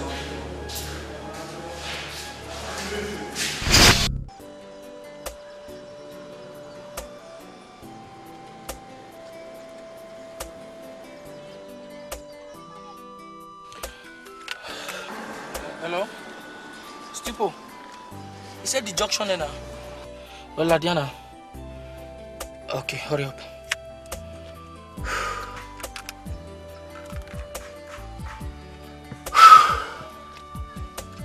Okay, Odine.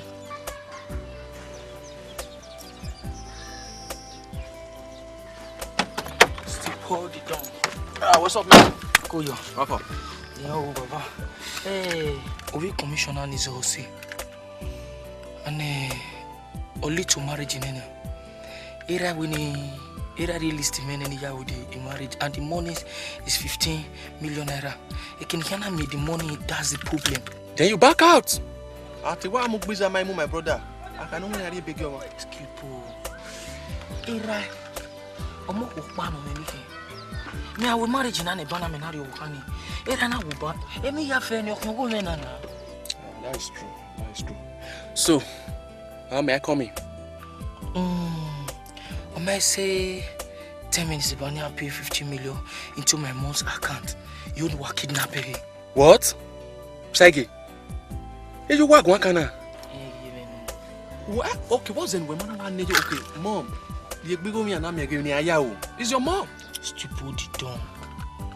I'm not supposed to understand the way big boy make. He be yarn give me big over here.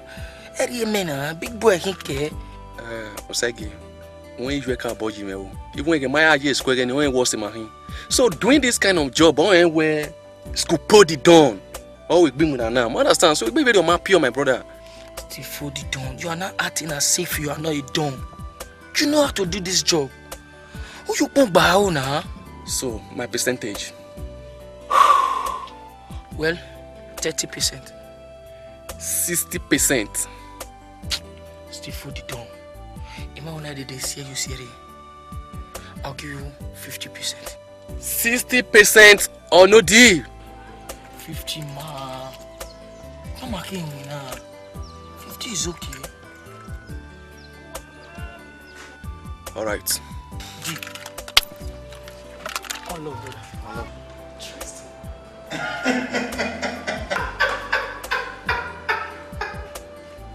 Take him away! Don't pay yourself.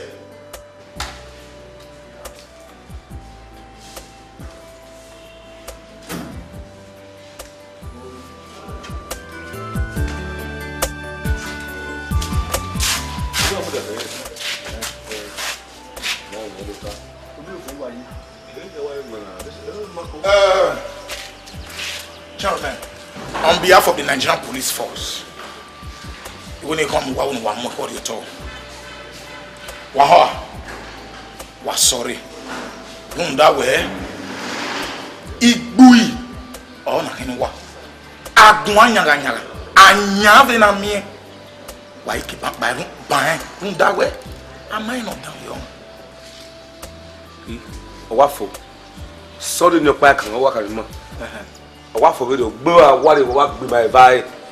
Did Mamma boy. Sorry. Why did you press the money? It's sorry, anyone, man. And when Mamma wow. Where am I? Oh, you are hell and heart. Not Bavianti again. Yeah. Oh, woman, okay. You're free now. So, man, or hospital. Wehema watalo. Aga kan ro. Oh, o kan we no ro. Ko kan we kem yan ke. Yan ye court. E court to o kan ka be ni akan. Gentlemen, good day.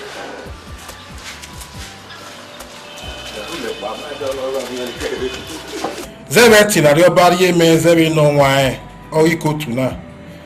Iga fiyen popanya ogi ni ma hia ni kan sunu yi ni ana. Zebe nyi mo to si ni yan yin ni ya gbere ewedo. Inye imatiti kwa no ye igma ya won egbe. Uwa edobo no ye ukyogo ya won egbe. Ise uyi no ye ikoto ya won egbe. Uyi imariabe no ye skopo ya won egbe. Ateka usadolo no ye ziza ya won egbe. Osagie utome. Osamuyi Ohwoba Agnes Omoyege kekebe ogeva idopolo ona oyibo yeme.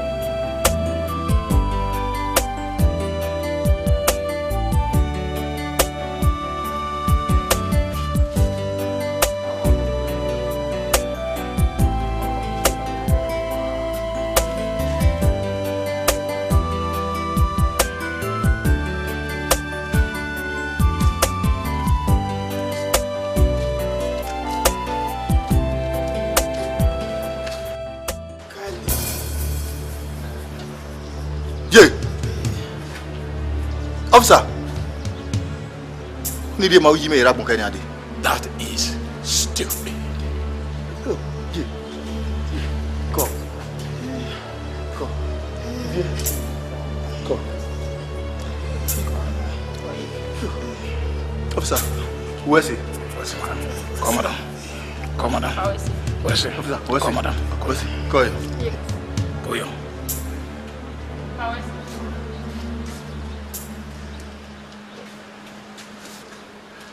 That is stupid.